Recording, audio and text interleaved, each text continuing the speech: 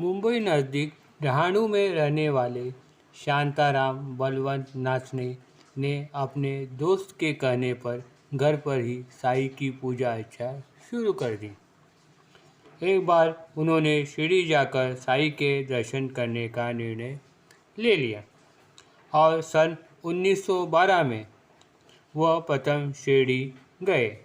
तब वह ब्रिटिशकालीन revenue department के एग्ज़ाम में बैठने वाले थे। उसकी वो तैयारी कर रहे थे। नाचने के साथ में उनके दोस्त श्री शंकर बालकृष्ण वैद्य और श्री अच्युत दाते भी थे। यह तीनों भी शिरडी जाने के इरादे से शिरडी नज़दीक कोपरगांव स्टेशन पर उतर गए। कोपरगांव के स्टेशन मास्टर को यह सब शिरडी जा रहे हैं इस बात का पता चल गया। तब उन्होंने उनके कान भर दिए कि साईं बाबा एक मामूली तांत्रिक है, लोग बेफिजूल ही उनको इतना महत्व देते हैं।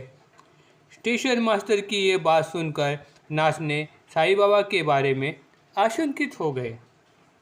कहीं वो किसी मामूली फकीर के दर्शन के लिए नहीं तो जा रहे हैं, ऐसा उन्होंने सोच लिया है। ऐसी ही संभ्रम अवस्था में वो शिरडी तक पहुंच भी गए। उस समय साईं बाबा लेंडी बाग से द्वारका माई वापस आ रहे थे। नाचने ने बाबा के चरणों पर शीश झुकाया। उन्हें देखते ही बाबा ने पूछा, आप मामलेदार की परमिशन बगैर आ गए? नाना ने इस बात को कबूला कि हाँ, ये बात सच है। बाबा ने उन्हें समझाया, इस तरह का बर्ताव ठीक नहीं। बाबा की सर्वव्यापकता तथा सर्वज्ञता को देखकर नाचने स्टेशन मास्टर ने की हुई निंदा नालस्ती भूल गए और सचमुच मैं एक महान साधु का दर्शन ले रहा हूँ, यह एहसास उनके मन को हो गया। क्योंकि नाचने डहाणू में मामलेदार के ऑफिस में काम कर रहे थे। यह इतनी दूर शिरडी में रह रहे साईं बाबा को इस बात का पता कैसे चल गया? अर्थात बाबा सर्वज्ञानी और सर्व अंतर्यामी है, इस बात को उन्होंने मान लिया।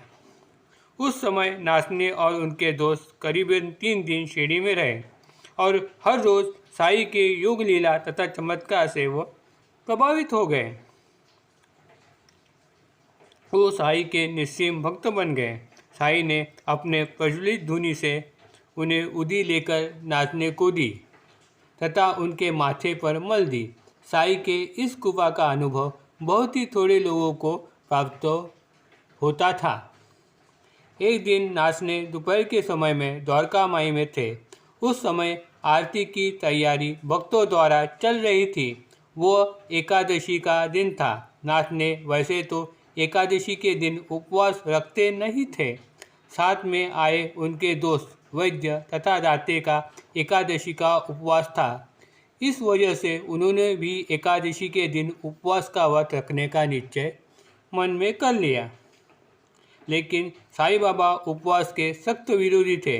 उन्होंने नाचने से कहा, तेरे दोस्त पागल है, पहले कोठी यानी वाड़े पर जाकर खाना खा लो। लेकिन आचार्य जी को आरती की जल्दबाजी थी। उन्होंने आरती पश्चात ही भोजन का प्रबंध हो पाएगा, ऐसा नाचने से कहा। जब बाबा को ये बात पता चली तो उन्होंने विरोध जताते हुए कहा, पहले तुम भोजन कर लो, उसके पश्चात ही द्वारका माई में आरती होगी। बाबा का आदेश सुनकर आचार्य जी नाचने को वाड़े पर भोजन परोसा। नाचने के भोजन के पश्चात ही बाबा ने अपनी आरती की मंजूरी दे दी। बाबा ने भोजन पश्चात बड़े प्यार से उन्हें पान भी खिलाया। दोपहर की आरती के बाद बाबा ने नाचने से 4 रुपये दक्षिणा मांग ली और श्री वैद्य से 16 रुपये दक्षिणा मांग ली। लेकिन दाते के मन में बाबा को दक्षिणा देने की इच्छा नहीं थी, इसलिए बाबा ने उनके पास दक्षिणा नहीं मांगी।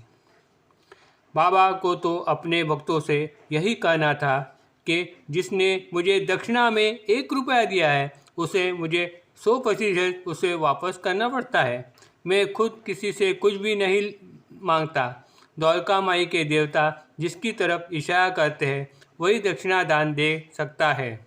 दक्षिणा देकर बाबा अपने भक्तों को मोह माया के जंजाल से धीरे धीरे मुक्त करा देते थे और ऐसे सात्विक मन का रुझान अपने आप ही ईश्वर भक्ति की तरफ बढ़ जाता था। वह परम शांति का अनुभव पा जाते थे।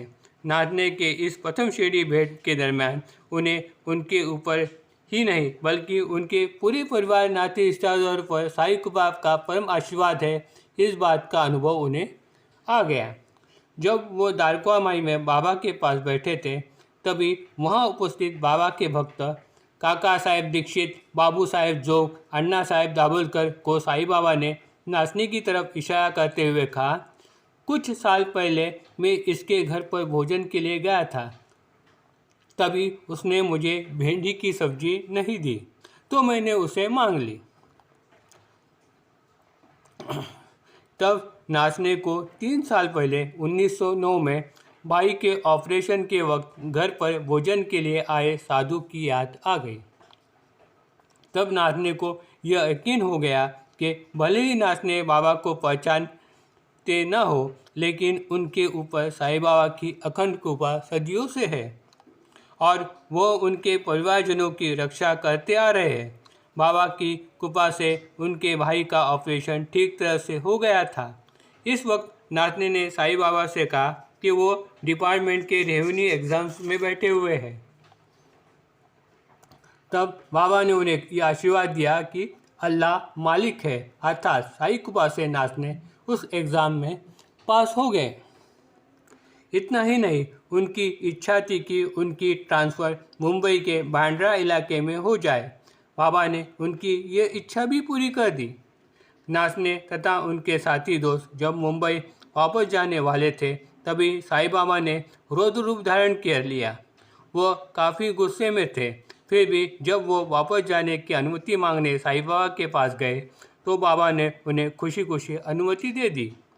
वह सब खुशी खुशी अपने घर लौट आ गए। इसी थी साईं की उन पर कृपा। Om Sai Ram. Please like and subscribe my channel.